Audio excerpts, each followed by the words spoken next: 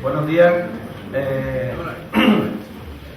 La conferencia, la charla que ahora vamos a presentar, si esto funciona, la charla que ahora vamos a presentar, pues viene muy a colación a un tema que estuvimos anoche hablando en la asamblea, y es lo relacionado con la ley del medicamento. Relacionado con la ley del medicamento, y ahora, bueno, pues vamos a tener estamos en medio de, o montados en un barco cuyo rumbo es incierto porque todavía no se han solucionado una serie de cuestiones de índole legal que considero que pronto se van a solucionar. Pero claro, hasta que eso sea así, nos encontramos, como ayer decía un compañero, un poco con el culo al aire hasta que no se apruebe, o más que se apruebe, se publique una adicional 12ª, un anexo 12º en la Ley de Uso Racional del Medicamento.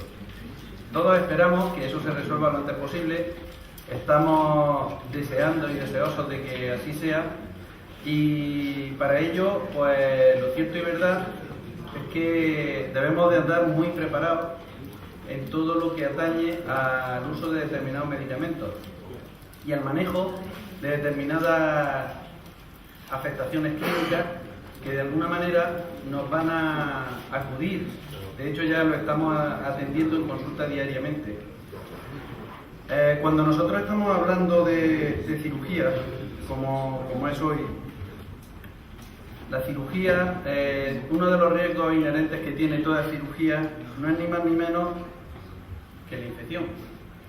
Últimamente se está evolucionando la infección de manera, bueno, pues se está viendo que está existiendo una serie de cambios, de mutaciones y de formas de vida de determinados tipos de gérmenes que pueden, bueno, pues afectarnos y pueden dar al traste con una magnífica cirugía perfectamente planificada, perfectamente ejecutada y con un postoperatorio dentro de lo normal, si no fuera porque aparecen determinados tipos de problemas relacionados con la infección. A ver si ya puedo.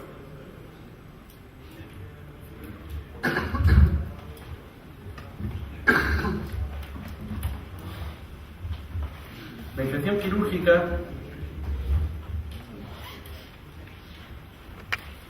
tiene una importancia grandísima porque es una de las complicaciones más frecuentes que nosotros nos encontramos y, como digo, nos puede dar al traste con una cirugía perfectamente planificada y perfectamente ejecutada. Ya en 1865 Lister pues, nos venía a hablar de que era muy importante la aplicación de medidas de asepsia para controlar y evitar y prevenir este tipo de complicación postoperatoria como es la infección. La antisepsia pues también fue otra de los descubrimientos y de los logros que hicieron que se minimizaran los riesgos de infección con una serie de medidas previas, intra y postoperatorias. Y a partir de 1940, cuando se descubrieron determinados grupos de antibióticos, como fueron los beta-lactámicos, entre ellos la penicilina, pues se cambió todo el universo del tratamiento antiinfeccioso cambió y mejoró muchísimo, disminuyendo por un lado la importancia de las infecciones y por otro lado aumentando pues, los logros en cuanto a la cirugía, minimizando los riesgos de infección. La infección postoperatoria, pues sabemos que afecta a la herida quirúrgica.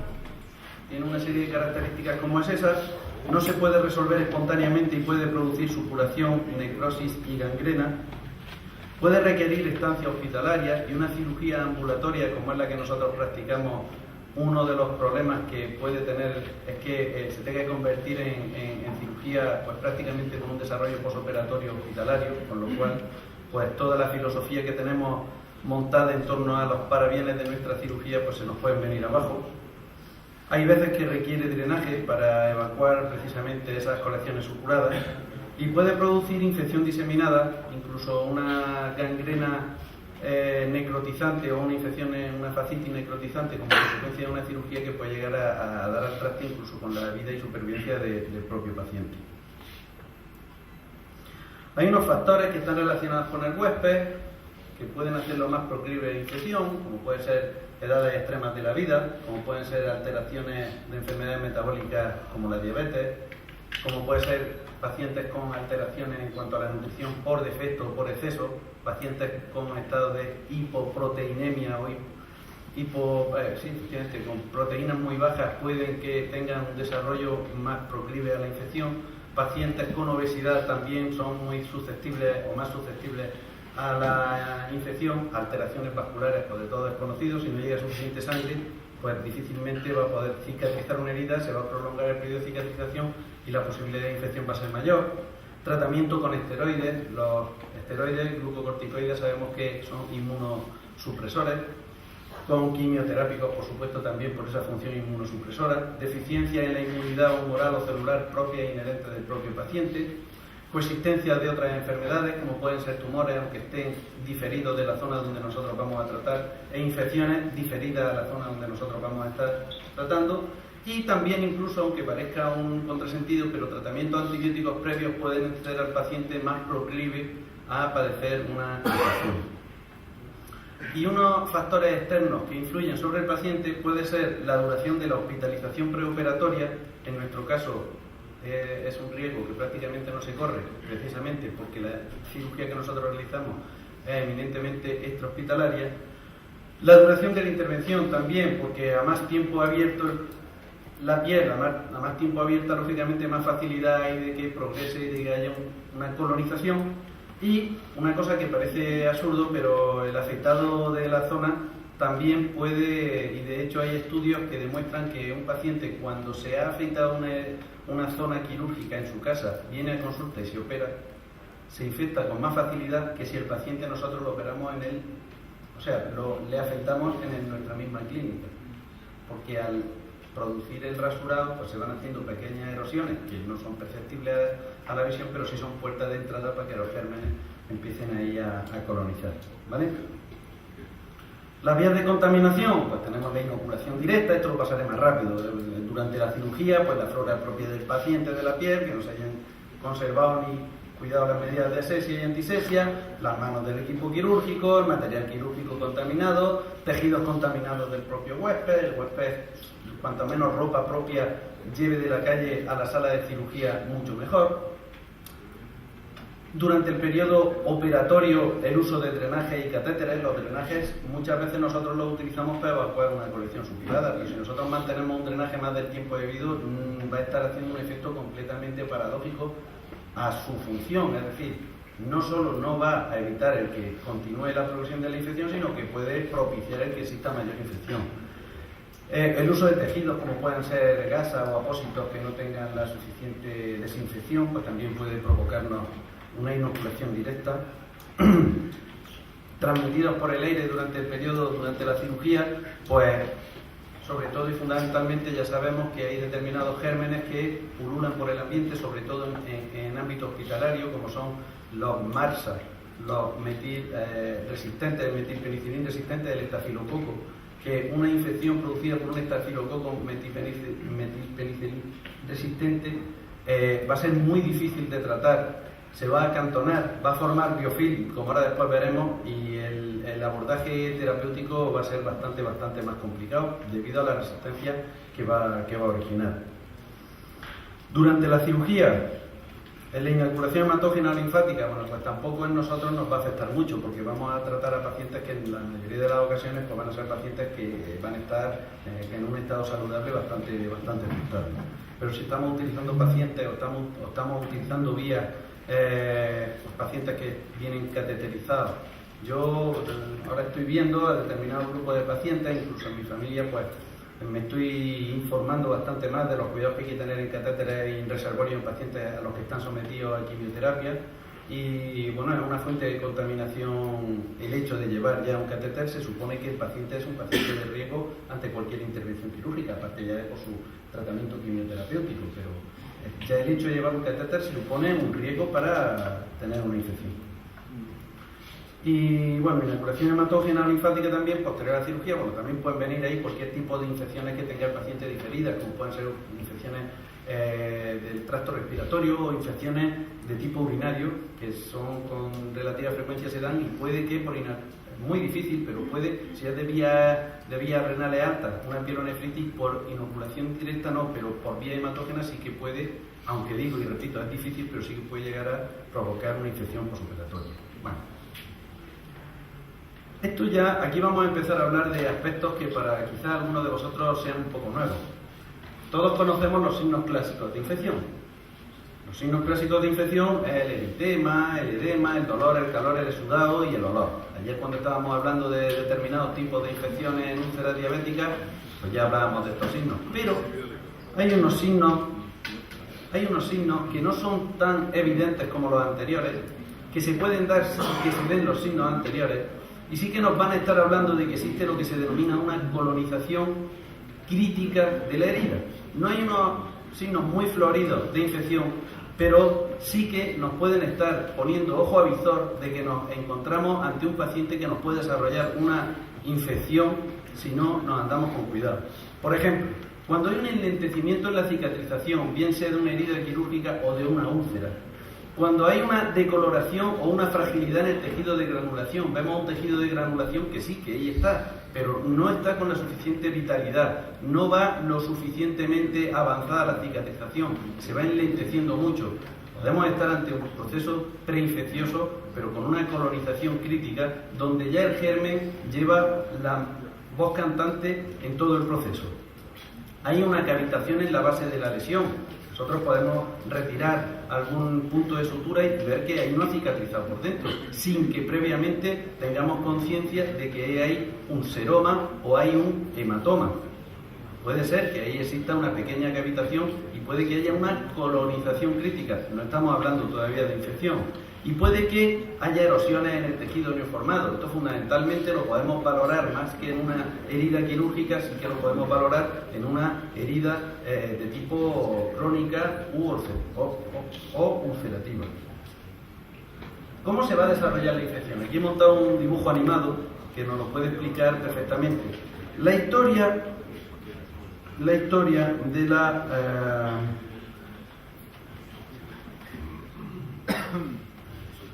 la historia natural de la infección viene así. Lo primero de todo aparece una contaminación. Esa contaminación se puede dar en cualquier herida, de hecho se da simplemente por el hecho de abrir una puerta de entrada a los gérmenes, ya se supone que hay una contaminación. ¿Qué ocurre? Pues que nuestro cuerpo es tan competente que no permite que esa contaminación llegue a colonizar la herida. Ahí todavía tenemos el control del paciente. No existe absolutamente ningún signo de infección y todo va bien. Pero ¿qué ocurre cuando empiezan a crecer esos gérmenes? Cuando empiezan a multiplicarse. Pues que ya empezamos, como digo, a tener esa colonización, ya empezamos a correr determinado tipo de riesgo, aunque todavía el paciente, por sus propias medidas, es capaz de anteponerse al desarrollo de la infección. Pero ¿qué ocurre en el caso de la colonización crítica cuando ya hay un desequilibrio bacteriano y todavía no están los signos palpables de infección, pero sí están los otros signos que os he dicho antes, del lentecimiento, de cavitación, etcétera, etcétera, etcétera, que ya empieza a haber un control bacteriano? Y aquí sí que ya tenemos que empezar a tratar esa infección de alguna manera. Si nosotros estamos hablando de ulceraciones, debemos de empezar a tratar probablemente no con antibióticos, pero sí con medidas locales, antisépticos, incluso utilizar algunos bactericidas que no se denominen antibióticos, como por ejemplo es la plata iónica. Nosotros podemos utilizar en esas heridas ulceradas, podemos utilizar apósitos de plata iónica y nos está dando un resultado buenísimo porque nos está controlando el desarrollo de la infección. También se pueden llegar a utilizar determinados tipos de antisépticos, como por ejemplo la povidona iodada. Hay ahora el desarrollo, hasta hace muy poco habréis oído hablar que la povidona iodada no se puede utilizar, está completamente satanizada, no se puede utilizar en tratamiento de úlceras. Hasta aquí han llegado laboratorios, han visto que hay muchos, que mueven mucho dinero el tema de los yodo en cadena dexomerizada, es que tiene un nombre que tela, pues cuando han llegado a empezar a sintetizar esa serie de productos, parece ser que otra vez la povidona ayudada está siendo buena. Es decir, esto va a estar todo en función del dinero que se maneje. Pero quiero deciros que determinados tipos de antisépticos, como puede ser la clorexidina o como puede ser la povidona ayudada, en este caso sí que pueden cubrir y pueden realizar un papel bastante interesante. Y si ya la infección, bueno, pues ha aumentado, ha llegado a donde tenía que llegar y hay un completo control bacteriano, hay una destrucción de tejido y es cuando aparecen los primeros signos de los que he hablado antes de infección. Pero aquí lo importante que vosotros debéis de empezar a diagnosticar y a saber es que existe esta colonización crítica que a nosotros nos puede estar enlenteciendo el proceso de cicatrización sin que nosotros tengamos conciencia de que está ahí. Y ahí es donde se deben de empezar a utilizar, como digo, determinados tipos de bactericidas, como puede ser la plata iónica, o determinados tipos de antisépticos, como puede ser la povidona ayudada. ¿Qué ocurre con la povidona ayudada? La povidona ayudada la podemos encontrar en determinadas presentaciones farmacológicas. Si nosotros en algún tipo de ulceración vamos a utilizar povidona ayudada, yo recomiendo que se utilice en forma de gel. ¿Por qué? Pues porque el gel tiene muchas moléculas de agua encerradas en celulosa. ¿Qué quiere decir? Que va a mantener las condiciones idóneas de humedad de la herida. Sin embargo, si nosotros lo estamos utilizando en solución dermatológica o en solución hidroalcohólica, vamos a producir una desecación de toda la herida, con lo cual se va a deshidratar y vamos a enlentecer el proceso de cicatrización. Sobre el tema de la povidona ayudada, yo hace un par de años presenté en el Congreso de La Coruña un trabajo con úlceras tratadas con povidona ayudada y gracias a los trabajos de Fumal, que es un dermatólogo austriaco, se llegó a demostrar que la povidona ayudada tenía un efecto tóxico paradójicamente beneficioso y evitaba los estados de hipergranulación de determinados tipos de úlceras. Hay úlceras que tienen un tejido de granulación muy grande, muy exuberante. No es ni más ni menos que signo de colonización crítica y que por el uso de povidona ayudada se minimizaba la existencia de ese tejido de hipergranulación que ahí nos estaba afectando a la herida. No quiero entrar más en el tema. Todos sabemos la ubicación de los planos anatómicos de la infección, pues dependiendo del plano donde esté, pues así tendremos el cuadro clínico. Si es la epidermis, tendremos una infección de tipo impético. Si es la dermis, una infección de tipo erisipeloide. Si es el tejido celular subcutáneo, lógicamente una celulitis. Fascia superficial, fascitis, músculo, mionecrosis o miositis, periósteo, periostitis y hueso u osteomielitis. ¿De acuerdo? Cada uno de estos cuadros clínicos, como su propio nombre indica, va a tener una serie de síntomas y signos que lo van a hacer diferente a los demás. Para empezar, el lugar donde se va a desarrollar. Obviamente, cuanto más profundos sean los planos afectados por la infección, peor pronóstico va a tener esa infección. Llegando al final a la osteomielitis, que ahora después, al final de la charla, daré una serie de pinceladas de cómo debemos nosotros en principio, diagnosticar la osteomielitis y cómo debemos de seguir un algoritmo terapéutico que creo que es bastante interesante y bien sencillo. Igual que ayer intentábamos hacer simples que no simplistas los tratamientos de la úlcera, pues intentaremos también dar una pincelada del tema de la osteomielitis, intentando seguir la misma filosofía de charla. Bueno, actualmente se han visto y se han descubierto una agrupación de los gérmenes. Se están agrupando, o los gérmenes en la naturaleza los podemos encontrar de dos maneras. Manera planctónica, que es en libre flotación, o bien los podemos encontrar en biofilm, que es con asociaciones entre ellos. Aquí los biofilm es donde está ahora mismo la placa bacteriana, o biofilm es donde está ahora mismo el meollo de la cuestión y donde más se está trabajando desde los servicios de microbiología. Porque por la formación de biofilm y por los biofilm están apareciendo o han aparecido durante tiempo esas resistencias bacterianas que tanto trabajo cuesta tratar. ¿De acuerdo? Los biofilm, bueno, pues podemos pensar que solamente una pequeña fracción hoy día de bacterias se encuentra en el estado planctónico. En estado planctónico de bacterias patógenas hay muy pocas que se encuentran en estado planctónico. En las infecciones, fijaros lo importante que es pensar que el 65% de las infecciones tienen algo que ver con los biofilm. Los biofilm, bueno, quienes más los empezaron a a tratar y quienes más empezaron a averiguar y a estudiar los biofilms, los clínicos que más lo hicieron fueron los otorrinos y fueron los cirujanos maxilofaciales, por las infecciones recurrentes que tenían de osteomielitis en la mandíbula y de osteomielitis a nivel de los huesos, los pequeños huesos del oído, y de la otitis, porque estaban viendo que cada vez encontraban mayores resistencias y que cada vez era pues mucho más difícil llegar a valorar y a tratar esas infecciones, esas otitis medias y esas infecciones maxilares. Empezaron a hacer estudios y se dieron cuenta, porque una cosa era hacer un estudio in vitro de un germen y otra cosa es hacer un estudio in vivo, y haciendo visualización en muestras directamente sin previamente haber hecho cultivo, sí que veían que los gérmenes se comportaban de una forma diferente, fundamentalmente y para empezar en el estilo y en la forma de colonizar las mismas lesiones. Y así pues llegaron a definir lo que era el biofilm bacteriano. El biofilm es una comunidad microbiana sesil, no es planctónica. Sesil significa que hay varias y que es como un pequeño ecosistema. Está caracterizada por células que están adheridas irreversiblemente entre sí o irreversiblemente a un sustrato. Y la importancia que tiene precisamente aquí hablar del sustrato es que el sustrato puede ser un material biológico o un material no biológico, y nosotros estamos utilizando materiales no biológicos, ya empezamos a utilizarlos con gran utilidad, valga la redundancia, precisamente en artroplastia y precisamente como elementos sustitutivos de partes de nuestro organismo, por ejemplo los hemi-implantes. Entonces, un biofilm, fijaros dónde existe o dónde radica la importancia del biofilm, es que no solo nos lo vamos a poder encontrar colonizando un hueso, sino que va a poder estar colonizando material quirúrgico y material de osteosíntesis.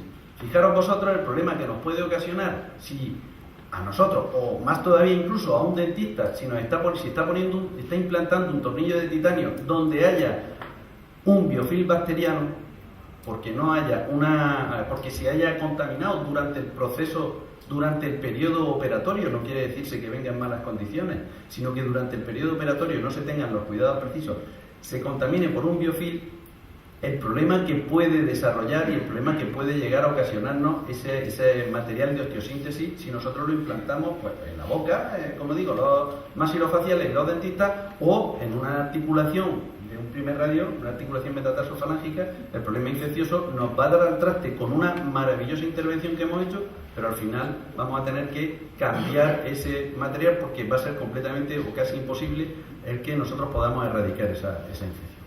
Entonces, es importante saber que la importancia del biofilm ya no solo radica en que las células estén más o menos integradas en un ecosistema, sino en el sustrato que tiene ese ecosistema, que es una matriz de exopolisacáridos, lo que se denomina glicocális o glucocális, se puede decir de las dos maneras, tanto glicocális como glucocális se puede hablar.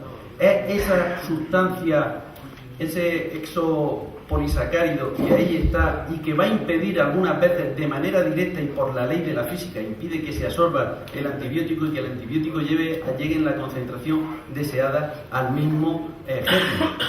Por eso ahora se están utilizando y se están volviendo a utilizar determinados tipos de antibióticos, como ahora después veremos, que no se utilizaban mucho, pero se está viendo que tienen una excelencia bastante grande en cuanto al tratamiento del biofilm, porque no solo atacan al germen que está ocasionando la infección, sino que atacan y degradan esta matriz de exopolisacárido, con lo cual otro antibiótico, si no ese mismo, puede llegar a atacar al germen en asociación con él. ¿De acuerdo?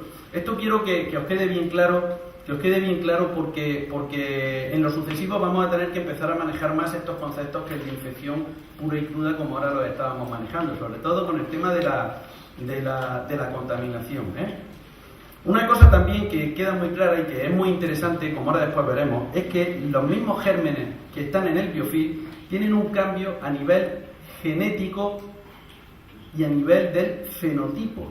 Es decir, no solo la carga genética va a variar, sino que ese viraje en la carga genética va a implicar también un viraje en la estructura, con lo cual, y de ahí es de donde comienzan las resistencias bacterianas propias del germen. Es decir, ¿por qué un antibiótico afecta a un estafilococo dorado? La amoxicilina, yo se la doy a un estafilococo dorado, antes se la daba y el estafilococo dorado moría.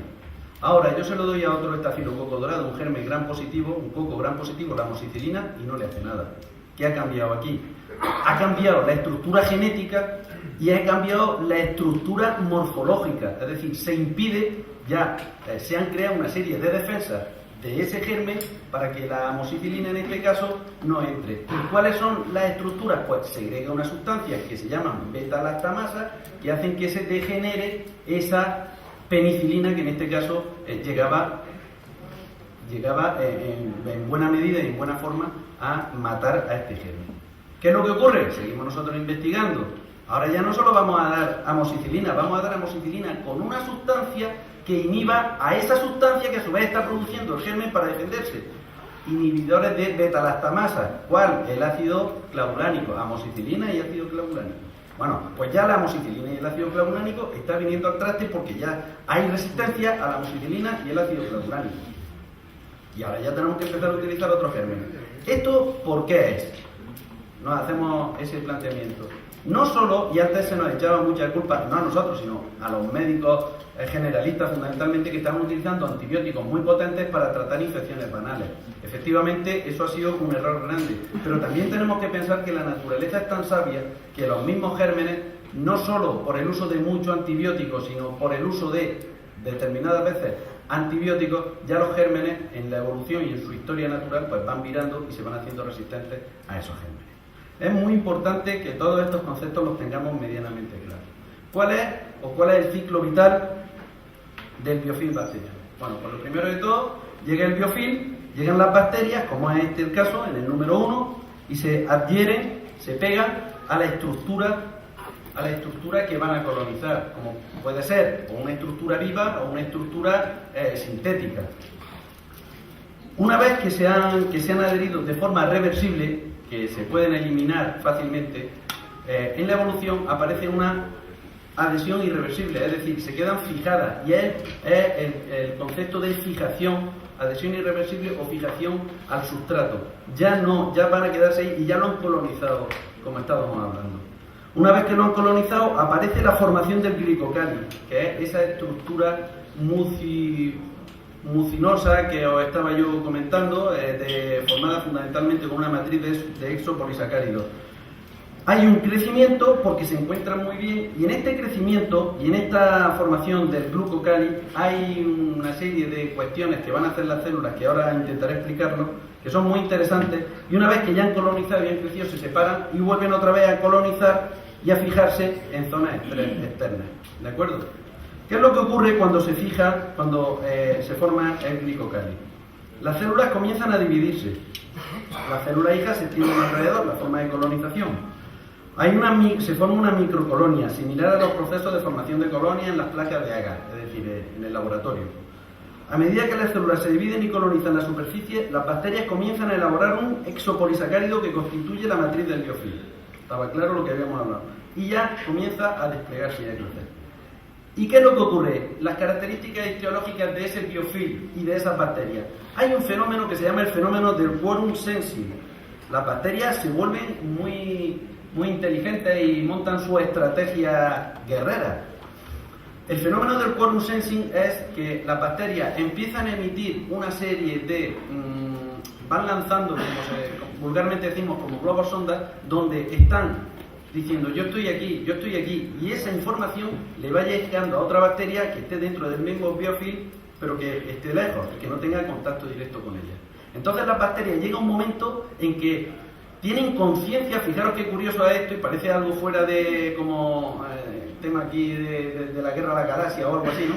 Las mismas bacterias tienen conciencia de la importancia que tienen y del número de bacterias que son. Y cuando llegan a tener un quórum, sabéis en política lo que se dice un quórum, es un mínimo necesario para... Cuando llegan a tener ese quórum es cuando empiezan las bacterias a dividirse y a, sobre todo y fundamentalmente, liberar una serie de toxinas que van a afectar directamente al sustrato donde están. Y es cuando se produce realmente la guerra y cuando se produce pues ese cuadro clínico de supuración, de eritema, etcétera, etcétera. Es decir, desde que se empieza a formar el biofilm hasta que aparece el quorum sensing es cuando se da ese periodo que yo decía antes de colonización crítica. enlintecimiento de la cicatrización, antibióticos. Fijaros vosotros una cosa, y por eso es por lo que cuando una bacteria se fija en un hueso y se produce una osteomielitis, generalmente es muy difícil y es muy refractaria al tratamiento antibiótico.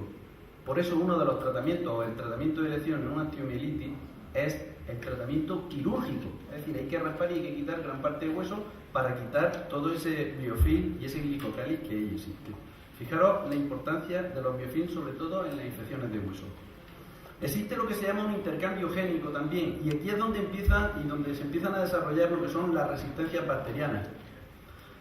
Empiezan a emitir una serie de elementos de ADN, de ácido desoxirribonucleico y ácido ribonucleico, de unas bacterias a otras, y van se van desarrollando translocaciones genéticas, cambios, o sea, no se van reproduciendo solo las bacterias por gemación, sino que incluso las mismas bacterias van cediendo parte de su carga genética unas a otras y van cambiando. Y por eso nosotros hay veces que podemos coger un germen y aislarlo aquí y ser perfectamente sensible a un determinado grupo de antibióticos, y ese mismo germen cogerlo aquí y ser insensible a ese grupo de antibióticos, porque ha existido un cambio, una translocación genética que a su vez ha procurado que exista una translocación también o unos cambios a nivel morfológico, fenotípico. Fijaros la importancia que tienen los biofilms. Yo, conforme más voy estudiando esto, más miedo me van dando las infecciones, y precisamente es por eso. Y luego todo esto, tanto una cosa que es el quorum sensing como el intercambio genético, es lo que va haciendo que aparezcan las tan habladas resistencias bacterianas. Es decir, ya sabemos por qué aparecen las resistencias bacterianas desde un punto de vista microbiológico. Aparecen resistencias, es más difícil la fagocitosis porque hay cambios, y ya os lo dije ayer, hay cambios incluso veces que el cuerpo humano está generando constantemente esa serie de complementos. Cuando llega un germen extraño se produce la reacción antígeno-anticuerpo, se genera una serie de complementos, pero ya las mismas bacterias se están haciendo insensibles a esos mismos anticuerpos, a esos mismos complementos que está generando los mismos macrófagos, de manera que los mismos neutrófilos, de manera que cada vez está siendo y cada vez vienen a ser más difíciles las infecciones. Y el problema, si os dais cuenta, es que una infección tan simple como hasta no hace mucho era una infección por estafilococo o por estreptococo, pero fundamentalmente una infección por estafilococo que era una infección muy fácil de tratar con una amoxicilina hasta no hace mucho, cuando ese estafilococo muta y cuando ese estafilococo se hace metilpenicilil resistente, entonces echa cartas, como se suele decir, para curar esa infección de un germen que es fácilmente matable, por decirlo groseramente, muy difícil en el momento en que empieza a formar esta resistencia bacteriana. Las enfermedades infecciosas durante el siglo pasado, si nos acordamos, eran fácilmente tratables porque estaban causadas por bacterias dotadas de mecanismos patógenos específicos respondiendo favorablemente a los tratamientos antibióticos, es decir, no estaban tan agrupadas en colonias como ahora. Estamos viendo que se están agrupando. Por eso las vacunas, todas las enfermedades que tanto afectaron en el siglo pasado o al principio del siglo pasado, como era la difteria, la tosferina, el sarampión, esos son víricas, pero bueno, las paperas, el tétanos, todas esas infecciones, fijaros como prácticamente están erradicadas. ¿Por qué? Gracias a las vacunas. Sin embargo, las infecciones de gérmenes que tienen un comportamiento biofil y agrupaciones sesiles es mucho más difícil de tratarlas, y por eso es por lo que se están generando resistencias antibióticas. Y hay muchas publicaciones recientes que ya están señalando, como decía antes, que el 65% de todos los procesos infecciosos se ven involucrados biofil. Todos los procesos infecciosos, el 65% se ven involucrados biofil. Entonces, ¿qué estrategias tenemos en el futuro para esto? Lo primero es tener conciencia de que existen los biofilms. Estos conocimientos intentar tenerlos claros.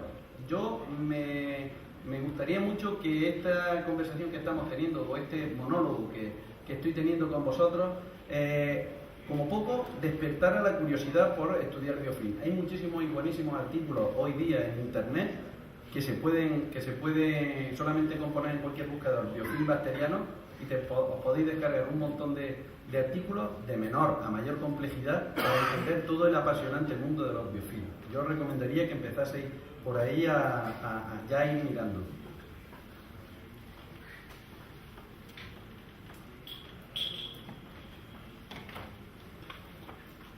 Hay una cosa que es donde vamos, ya hablando de la terapia, y es que se ha demostrado que hay determinados antibióticos macrólidos, os acordáis de la eritromicina, etcétera, etcétera, que ya se utilizaba poco. Bueno, pues se está viendo que hay determinados grupos de antibióticos macrólidos que interfieren directamente en la síntesis de los exos polisacáridos, es decir, degradan e impiden que se formen los exos polisacáridos. Entonces esos macrólidos se están empezando a utilizar con muy buen resultado, sobre todo la citromicina, ahora después hablaremos un poco más a fondo de lo que son los macrólidos, con muy buen resultado para el tratamiento de los biofilms, solos o en asociación con otros antibióticos. Y aquí es donde está realmente si nosotros estamos capacitados o no para tratar este tipo de infecciones. Es decir, vamos a aprender cómo debemos utilizar los macrólidos, por ejemplo, cómo debemos de utilizarlos en asociación con otros antibióticos y qué otros antibióticos son los que nosotros debemos y podemos utilizar aquí. Y vamos a ir olvidándonos un poco, aunque sigue siendo interesante, pero vamos a ir olvidándonos un poco de la antibioterapia basada en el cultivo y vamos a centrarnos en una cosa que es muy importante, que es la antibioterapia basada en la evidencia. Ayer un compañero de aquí me dijo que había hecho una cirugía, que había tenido una complicación postoperatoria, empezó a tratarla con un antibiótico. Resulta que ese antibiótico coge una muestra, la manda a bacteriología y el paciente clínicamente va mejorando. Afortunadamente y gracias a Dios el paciente va mejorando, ha salido ya de la situación de infección, porque ha mejorado con ese antibiótico. Pero fijaros vosotros qué paradoja que el laboratorio le dice en su informe que el antibiótico es resistente, o sea, que el germen es resistente al antibiótico que estamos utilizando. Si nosotros nos guiamos, entonces, por el diagnóstico bacteriológico, ¿qué es lo que hubiera pasado? Decimos, pues, es que no es sensible este antibiótico, vamos a quitárselo. Pero si clínicamente el antibiótico me está dando resultados, y la clínica es la experiencia y el empirismo, vamos a basarnos en esa experiencia y vamos a mantenerle el antibiótico. Por eso os digo, y siempre, cuando vosotros empecéis a tratar a cualquier infección, si vosotros cogéis una muestra, porque es lo que está así protocolizado, la enviáis al laboratorio y el paciente mejora, aunque la muestra te diga que le cambies de antibiótico, no le cambies de antibiótico, porque la mejoría clínica es evidente y palpable y realmente ahí estás tú manejando la situación, que eres quien realmente la tiene que manejar, y ahí está tu ojo clínico y ahí está la evolución de la enfermedad. ¿De acuerdo? Nosotros podemos y tenemos en nuestra mano un grupo importante de antibióticos que si sabemos manejarlos y sabemos combinarlos podemos hacer una batería de asistencia antiinfecciosa al paciente y podemos tratarle con 2 antibióticos, aerobios y anaerobios, gram positivo y gram negativo. Fíjate, solamente con la asociación de 2 antibióticos, ¿qué es lo que tenemos que hacer? Saber qué antibióticos debemos utilizar. Al final de la conferencia yo pongo un cuadro que lo tenéis en los CDs que se ha dado, donde viene precisamente desarrollo y descripción solamente en ese cuadro de los antibióticos. Yo aseguro que si vosotros os aprendéis ese cuadro de memoria, que es muy fácil de memorizar, sabréis manejar perfectamente desde el punto de vista empírico cualquier cuadro infeccioso en un paciente, es decir, tratamiento antibiótico basado en la evidencia. Los macrólidos, como decía, son antibióticos que se sintetizaron... Pues si queréis acabo ya. No, que tienes que ir acabando. Los antibióticos son... Perdona. Los macrólidos son antibióticos que se sintetizaron a mediados de los 50. Son macromoléculas que todas corresponden a un anillo. La más pequeña era de 14 átomos, un anillo lactónico. La primera molécula fue la eritromicina. Son bacteriostáticos, que esa es otra cuestión también a tener en cuenta. ¿Por qué a un antibiótico se llama bacteriostático y a otro se llama bactericida?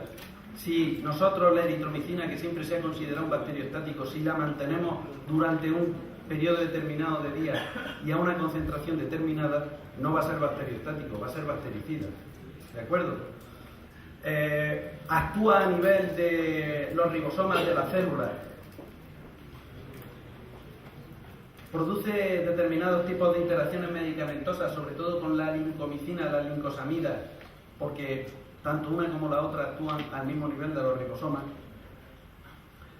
La evolución que han tenido han sido, pues, primero se sintetizaron los de anillo lactónico de 14 átomos, luego los de 15, pues fue la acitromicina, que es un antibiótico que lo hemos estado utilizando bastante, y ahora ya la josamicina se está también empezando a utilizar bastante. Y lo bueno que tienen estos antibióticos, la acitromicina, es que si nosotros damos durante 3 días, 4 o como mucho 5 días a una dosis diaria de un comprimido, vamos a mantener un efecto terapéutico de 10 días. Sabéis que muchos antibióticos, el citromán me parece, se le da ya a los pacientes, toma usted, lo va a tratar 10 días, pero por aquí no vuelva hasta, o sea, lo va a tomar 3 días, pero por aquí no vuelva hasta que no hayan pasado 10 días porque esto le va a hacer efecto. Se está utilizando muy malamente ya este antibiótico por parte de los médicos generalistas. ¿Por qué? Pues muy sencillo.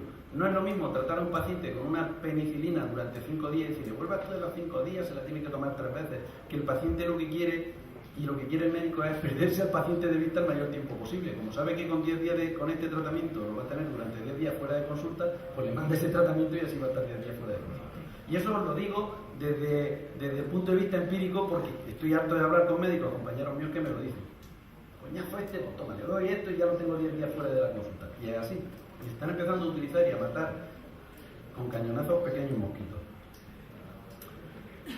¿De qué depende que sea un macrólido bacteriostático bactericida? Del tipo de microorganismo, del tamaño del inóculo, de la fase de crecimiento de las bacterias, sobre todo en los biofilms, de la concentración del antibiótico en el lugar de la infección. Y hay que tener en cuenta que necesita 2 o 3 veces una mínima concentración inhibitoria para ser bactericida. Es decir, si nosotros damos a una concentración baja va a ser bacteriostático. Pero como es dosis dependiente, si nosotros aumentamos esa concentración 2 o 3 veces la concentración mínima inhibitoria de capacidad bacteriostática, lo vamos a convertir en bactericida. Aquí es importante que tengamos en cuenta esto. El espectro antimicrobiano, fundamentalmente coco gram positivo. Y mirar esto, los MARSA en asociación con otros antibióticos también son sensibles. Es decir, en los biofilms va realmente bien. La vida media, bueno, pues ahí la tenéis, esto está ahí. Y este es el cuadro que yo digo que sería interesante que conocierais. Los fármacos que se usan de mayor uso en podología, las penicilinas, quinolonas, lincosamidas y macrólidos. Las penicilinas están dentro del grupo de los betalactámicos, que también está la cefalosporina. Pero prácticamente, a no ser una infección muy específica, lo que a mí me pueda resolver una cefalosporina me lo va a resolver una penicilina, a bastante menor coste.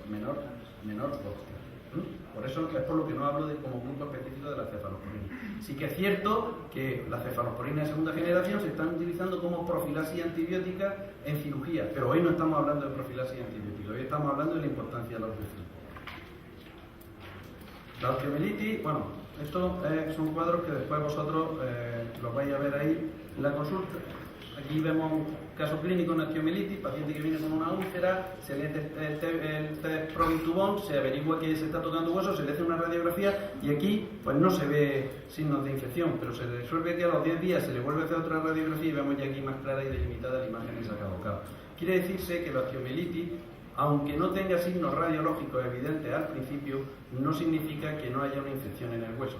Si nosotros dejamos el hueso sin tratar, dejamos esa úlcera sin tratar con antibióticos, ahí lo que hemos tenido es una colonización, hemos tenido una contaminación crítica que no hemos tratado y nos ha podido llegar a desarrollar una osteomielitis. Esta es cómo nosotros debemos de tratar la osteomielitis, que tampoco tiene nada. Y para finalizar, pues tenemos que tener en cuenta que los problemas más importantes en la actualidad para la prevención y tratamiento de infecciones quirúrgicas se encuentra el aumento de la resistencia a los antibióticos, tenerlo muy en cuenta, que aunque las mejoras producidas en las técnicas quirúrgicas y el uso de profilaxis antibiótica ha disminuido el riesgo de infección relacionada con la cirugía, este no ha desaparecido por completo, y que aunque disponemos de buenos antibióticos, estos nunca deberán suplir la rigurosa asepsia y antisepsia que debe observarse en todo hecho quirúrgico. Esas son las fiestas de mi pueblo que serán pasado mañana, las fiestas de Toro en Sogar de San Marcos, que se corren en un pueblo de 5.000 habitantes, pues nos juntamos casi 30.000. El más fino y elegante soy yo, o sea, imaginaros cuál es el más bestia, y corremos aproximadamente entre unas 120, 130 reses entre el día 24 por la tarde y el día 25 durante todo el día. Solo. No se bebe ni se come. Está muy bien. Y bueno, ya con esto pues muchas gracias.